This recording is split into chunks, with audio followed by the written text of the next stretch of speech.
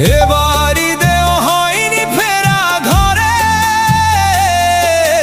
প্রিয়জন ছাড়া ঈদ কাটে মোর একলা অচিনপুরে।